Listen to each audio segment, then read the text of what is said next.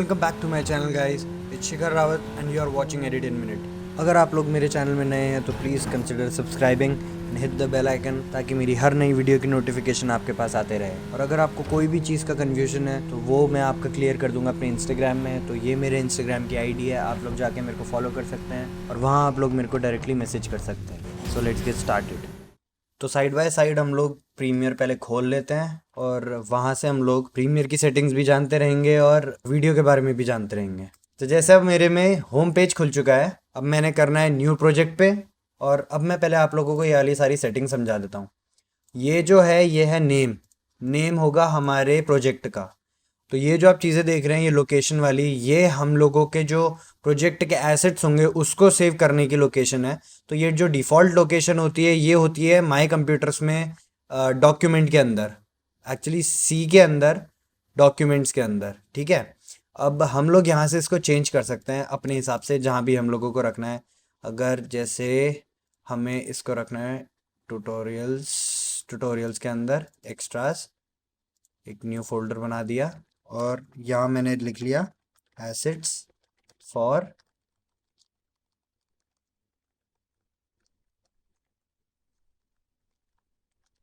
Tutorial. ठीक है, और मैंने इसे कर दिया सेलेक्ट फोल्डर। तो अब ये सारा जो मेरा डाटा आएगा, जो सारा एसेट्स आएगा, वो सब मेरे इस लोकेशन में सेव होंगे। अब हम बात करते हैं जनरल सेटिंग्स के बारे में। अब काफ़ी लोग बोलेंगे कि हमारे में ये चीज़ शो नहीं कर रही है, हमारे में सिर्फ सॉफ्टवेयर ओनली लिखा हुआ आ रहा है। वो इसलिए आ रहा होगा क्योंकि आपके में कोई भी ग्राफिक्स कार्ड नहीं होगा। अगर आपको जानना है कि आपके में ये चीज़ क्यों नहीं आ रही है, तो पहली चीज़ ये कि आपके में ग्राफिक्स कार्ड नहीं होगा, और दूसरी चीज़ ये कि आपका जो ग्राफिक्स कार्ड है वो कंपैटिबल नहीं होगा प्रीमियर प्रो सॉफ्टवेयर के साथ। ठीक है, तो मेरा इस टाइम पे एनवीडिया का 1080 Ti ग्राफिक्स कार्ड है, तो मेरे में यहाँ पे को लिखा आएगा mercury playback engine GPU acceleration CUDA.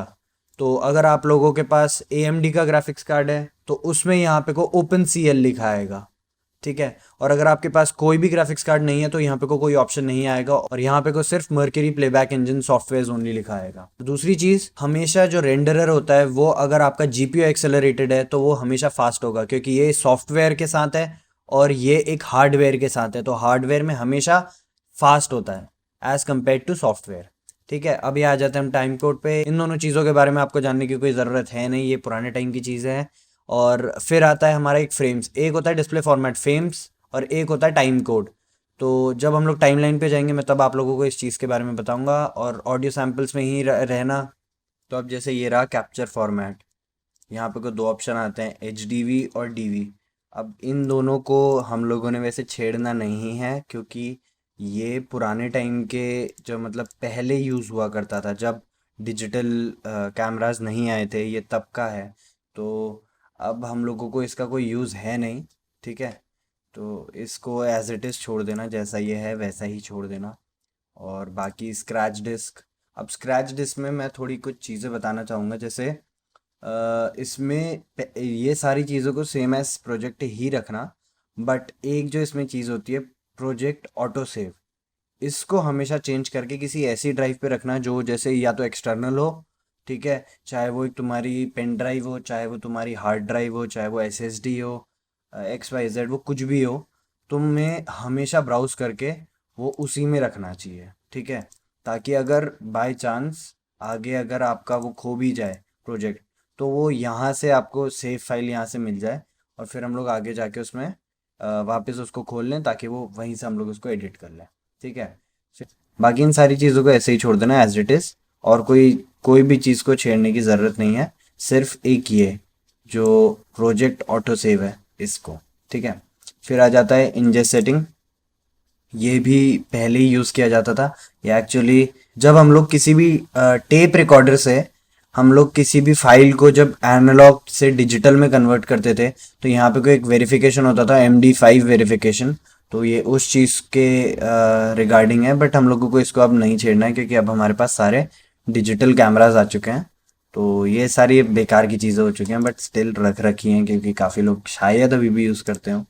तो बाकी जनरल में आ जाना, एक बारी ओवरव्यू ले लेते हैं हमारी सारी सेटिंग सही है कि नहीं है। GPU acceleration, time code, audio samples, DV, scratch disk, ये अभी मैं सेम एज प्रोजेक्ट ही रख रहा हूँ क्योंकि मैंने ऑलरेडी इसको बस ट्यूटोरियल के लिए रखना है, उसके बाद मैंने इसको डिलीट कर देना है। ठीक है, ये मैंने किया, ओके, और ये खुल गया। अब यहाँ पे को मैंने हम लोग एक्चुअली इस सेक्शन में जाएंगे। ये वर्क स्पेस है, एडिटिंग वर्क स्पेस। ठीक है, ये डिफ़ॉल्ट होता है और इसमें मैंने बातें सारी चीज़ों की कर ली थी, मैंने बता दिया था पिछले सेशन में कि ये चीज़ क्या होती है, ये चीज़ क्या होती है, ये चीज़ ब्ला ब्ला ब्ला। ठीक है, और अगर नहीं देखा है वो वीडियो तो ऊपर से टॉप राइट पे आई बटन आ रहा होगा, और वहाँ पे से जाके प्रीवियस वीडियो देख लेना। और अब हम लोग बात करेंगे इसमें व्हाट इज सीक्वेंस। ठीक है, तो right click, new item, sequence. तो ये बनाने से पहले हम लोगों को अपने माइंड में ऑलरेडी ये चीज़ें सेट करनी चाहिए कि हमें ये बनाना किस लिए है, कौन से प्लेटफॉर्म के लिए हम लोग वीडियो बना रहे हैं। वो यूट्यूब है, इंस्टाग्राम है, फेसबुक है, क्या है। तो जैसे अगर मेरे को इंस्टाग्राम के लिए बनानी है तो मैं गया यहाँ से 1080। ठीक है, और मैंने इसे क्लिक कर लिया, कोई भी एक प्रीसेट पे क्लिक कर लिया। अब मैं गया सेटिंग, रेड सिनेमा, और यहाँ से पहले मैं कर लेता हूँ कस्टम। अगर ये यहाँ से अगर कोई और में भी है और मैंने ये चीज़ छेड़ दी, जैसे रेड सिनेमा का है, बट अगर ये यहाँ से अगर मैंने कोई चीज़ छेड़ भी दी तो भी ये अपने आप ही अलग हो जाएगा। जैसे अगर मैंने यहाँ पे को कर दिया 1350, सॉरी 1080 इंटू 1350। ठीक है, हम लोगों को वापस से सीक्वेंस अगर एडिट करना है तो हम लोग टॉप लेफ्ट में जाएंगे और सीक्वेंस। और अभी ये इसलिए नहीं आ रहा है क्योंकि हम लोगों का क्लिक्ड है नीचे। ठीक है, तो कहीं क्लिक नहीं करना है। अब ऊपर वापस सीक्वेंस, अब वापस डिसेबल से वो इनेबल हो चुका है। और सीक्वेंस सेटिंग यहाँ से 1080 हॉरिजॉन्टल और 1350 वर्टिकल, और 4:5 इसका रेशियो है। 4:5 होता है जो इनका सिंपलेस्ट फॉर्म होगा 1080 और 1350 का, वो होगा 4:5। अब ये है 1080:1350। ठीक है, अगर हम इसका सिंपलेस्ट फॉर्म करेंगे तो वो होगा 4:5। तो ये जो 24 फ्रेम्स पर सेकंड है, इसका मतलब है कि एक वीडियो जिसमें एक सेकंड में 24 फोटोज हैं, जिससे कि मिलके वो एक वीडियो बन रहा है। तो इसका मतलब वो जो कैमरा है वो एक सेकंड में 24 फोटोज क्लिक कर रहा है, जो कि हम लोगों को मोशन में प्ले होते हुए एक वीडियो दिख रहा है। ठीक है, दैट इज फ्रेम्स पर सेकंड। जितना ज़्यादा फ्रेम्स पर सेकंड होगा उतना स्मूथ होगा, और जितना कम होगा उतना ज़्यादा वो जर्की होगा। और जो हम लोग स्लोमो करते हैं, किसी भी हम लोग अगर फुटेज को स्लो मोशन में करते हैं तो वो हमेशा ज़्यादा FPS की होनी चाहिए, जिससे कि हम लोग अगर उसको स्लोमो भी करेंगे तो उसमें जिटर नहीं आएगा। स्क्वायर पिक्सल्स हम लोग इस पे आगे बात करेंगे। दो टाइप के पिक्सल्स होते हैं। जो ब्रॉडकास्टिंग पिक्सल्स होते हैं वो थोड़े से अलग होते हैं, वो थोड़े रेक्टेंगल से होते हैं। और जो एनामॉर्फिक लेंसेज के होते हैं वो 2:1 के होते हैं, जैसे दिख रहा है 2:1 और 2.0। तो इसके बारे में हम आगे बात करेंगे। तो अभी मैंने जैसे यहाँ पे ओके कर दिया इसको, अब क्या आएगा यहाँ पे को मेरे पास इसने इंस्टाग्राम के लिए खुद से ही एक सीक्वेंस रेडी कर लिया है। तो अब हमारे पास हम लोगों को इसमें क्लिप्स डालनी पड़ेंगी। ठीक है, तो मैंने ये लिया ट्यूटोरियल 1, और मैं फिर से वही क्लिप्स ले रहा हूँ जो पिछले वीडियो में ली थी। इंपोर्ट। अब जैसे ही मैं इस फाइल को इंपोर्ट करूँगा अपनी टाइमलाइन पे, तो ये एक डायलॉग बॉक्स ओपन करके देगा। उस डायलॉग बॉक्स में लिखा होगा कि ये जो हमारा सीक्वेंस सेटिंग है और जो मेरी क्लिप की सेटिंग है, ये दोनों मैच नहीं कर रहे हैं, ये दोनों मिसमैच हो रहे हैं। ये आ गया clip mismatch warning. This clip does not match the sequence setting, change sequence setting to match the clip setting. अब इन दोनों का मैं मतलब बताता हूँ।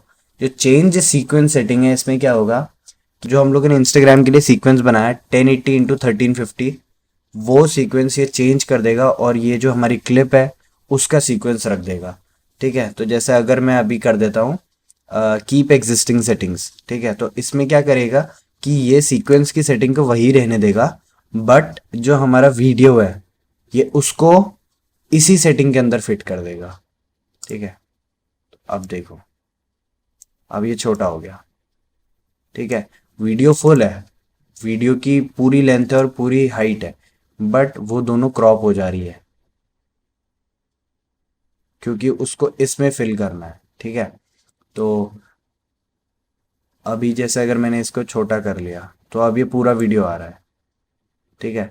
अब यहीं पे को मैं इसको डिलीट कर देता हूँ। तो अब क्या करना है, वापस मेरे को ये बीच वाली क्लिप को उठाना है, और जब मैं वापस यहाँ पे रखूंगा तो ये वापस वही मिसमैच वाला डायलॉग बॉक्स अपेयर करके देगा। और यहाँ पे को मैं करूँगा चेंज सीक्वेंस सेटिंग। तो जब मैं करूँगा चेंज सीक्वेंस सेटिंग तो ये अपने आप ही यहाँ पे को हमारे सीक्वेंस को चेंज कर देगा जो हम लोगों ने इंस्टाग्राम के लिए बनाया था। और ये खुद ही से ये इसी जो बीच वाले क्लिप की जो सेटिंग्स होगी, ये वही सारी क्लिप्स की सेटिंग्स को अपने आप ही अडेप्ट कर लेगा। अब वो वीडियो पूरा है, ठीक है। अब मैं बताता हूँ तुम्हें ये इंपोर्ट मीडिया के अंदर चीज़ें होती हैं। थोड़ा हम डिटेल में जाएंगे आज। अब इतना भी नहीं कि मैं पहली क्लास में एकदम इन डेप्थ बता दूं, बट स्टिल हम लोग थोड़ा बहुत टेक्निकल टर्म्स के बारे में बात करेंगे आज। अब जैसे यहाँ पे को पहले मैं इसको पूरा साइड कर दूं, ठीक है।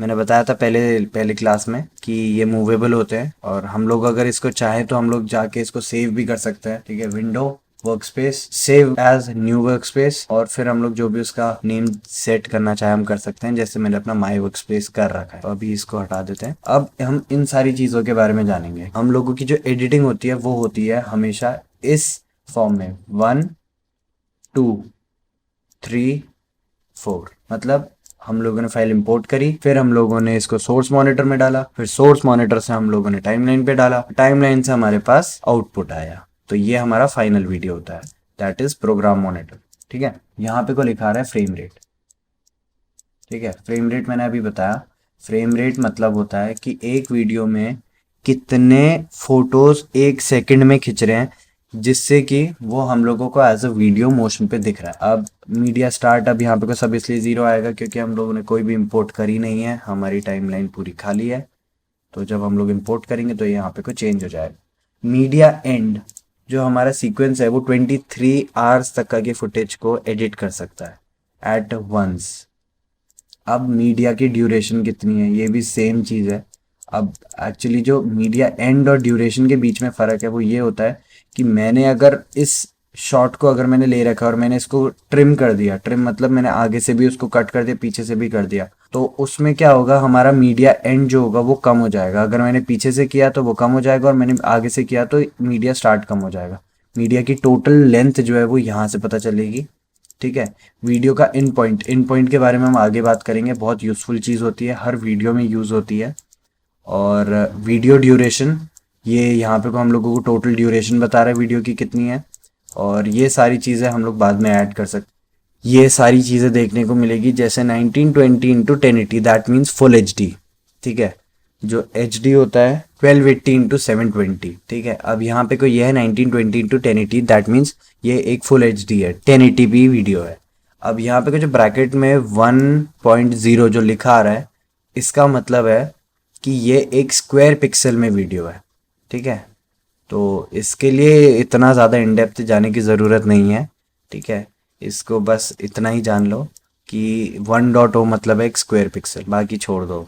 और ऑडियो इन्फो जो है, अब यहाँ पे को ऑडियो इन्फो में ऊपर में कुछ नहीं आ रहा, नीचे पे भी कुछ नहीं आ रहा। वो इसलिए नहीं आ रहा है क्योंकि जो हम लोगों की ये दोनों वीडियोस हैं इनमें ऑडियो नहीं है। अब जैसे वाटर वाली क्लिप है, इसमें वेव फॉर्म बन के आ रहा है, लेकिन इन दोनों में नहीं आ रहा है। मैंने पिछली क्लास में बताया था जिनमें वेव फॉर्म बन के आता है उनमें ऑडियो होती है, और जिनमें वेव फॉर्म बन के नहीं आता है वो म्यूटेड होता है, मतलब उनमें ऑडियो नहीं होती है। तो हमें ऑडियो इन्फो में कुछ नहीं आएगा क्योंकि वो म्यूटेड है, ठीक है। अब ये जो इसके नीचे दिख रहा है स्टीरियो, स्टीरियो मतलब होता है कि वो लेफ्ट चैनल में भी साउंड देगा और राइट चैनल में भी, ठीक है। वैसे ही यहाँ पे को लिखा हुआ है कंप्रेस्ड स्टीरियो। अब कंप्रेस्ड के बारे में अगर मैं बताऊं तो जैसे हम लोग वीडियो को कंप्रेस करते हैं वैसे ही ऑडियो भी कंप्रेस होती है।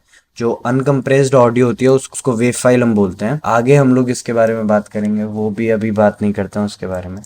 बाकी टेप नेम, अब ये जो पहले यूज़ करते थे तो यहाँ पे को लिख देते थे कि टेप का नेम क्या है, कौन सा टेप है, और तो मतलब इस तरीके से हम लोग उनको पहले ही अलाइन करके रख देते थे।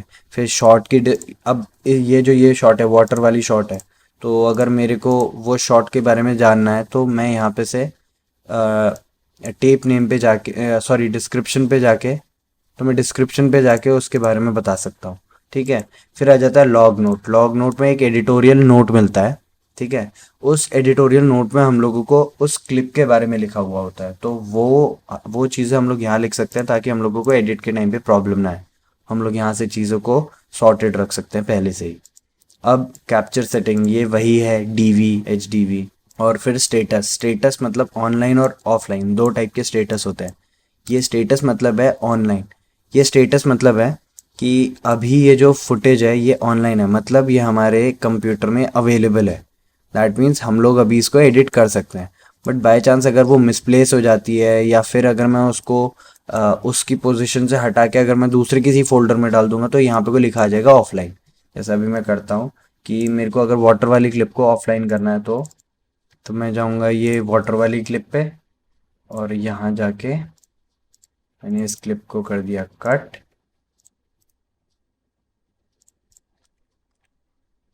और यहाँ मैं कर देता हूँ पेस्ट।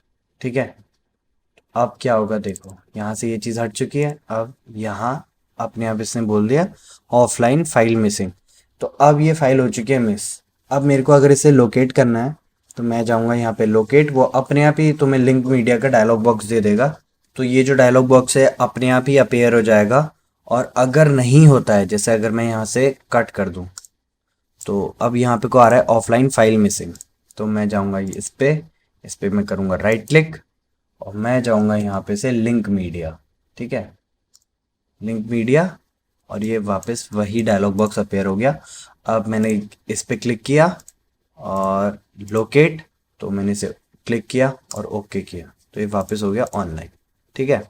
अब सीन, शॉट, गुड, हाइड, ये सारी चीज़ें वही हैं कि सीन कौन सा है, शॉट कौन सा है, अच्छा शॉट है। और अगर अच्छा शॉट होता है तो हम लोग इसमें गुड पे टिक कर देते हैं, और अगर नहीं होता है तो फिर हम लोग इसको हाइड कर देते हैं, ताकि हम लोगों को ये आगे जाके नहीं दिखे। तो हम लोगों ने ये प्रोजेक्ट पैनल को इतना तो अच्छे से जान लिया है। ठीक है।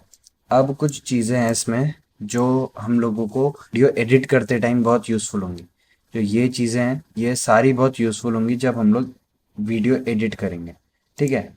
तो अभी फ़िलहाल जैसे मैंने ये क्लिप है, मैंने इस क्लिप पे क्लिक किया और मैंने द प्रोजेक्ट इज़ राइटेबल पे क्लिक किया, और मैंने इस पे क्लिक कर दिया येस। तो अब हम लोग इसमें कुछ चेंजेस नहीं कर सकते। ठीक है। अब यहाँ पे को क्यों नहीं कर सकते हम लोग इन सारी फाइल्स में चेंजेस? हम लोग ना यहाँ से इसको उठा के यहाँ रख सकते हैं, किसी भी फाइल को नहीं कर सकते हैं, ना हम लोग इनको डिलीट कर सकते हैं, कुछ भी नहीं कर सकते हैं। ठीक है। वो इसलिए नहीं कर सकते हैं क्योंकि नीचे से लॉक्ड है। ठीक है।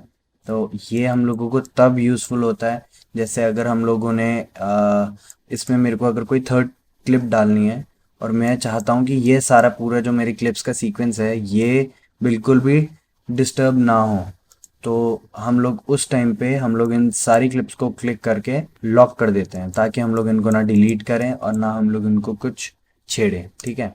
और फिर अब मैं इनको कर देता हूँ अनलॉक।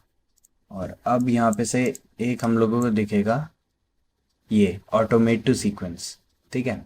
अब इसके बारे में हम थोड़ा एक वीडियो रखेंगे, उसमें हम लोग इसके बारे में बात करेंगे। फिर ये सारी चीज़ें हम लोग जब वीडियो बनाएंगे, जब वीडियो एडिट करेंगे, हम तब बात करेंगे इसके बारे में। तो आज की वीडियो के लिए इतना ही, और मिलते हैं हम नेक्स्ट वीडियो में। और अगर आपने सब्सक्राइब नहीं किया है तो प्लीज़ सब्सक्राइब करें और बेल आइकन को दबाएं, ताकि आपको मेरी हर नई वीडियो की नोटिफिकेशन मिलते रहे। And please like the video and share it with your other friends. Thanks for watching.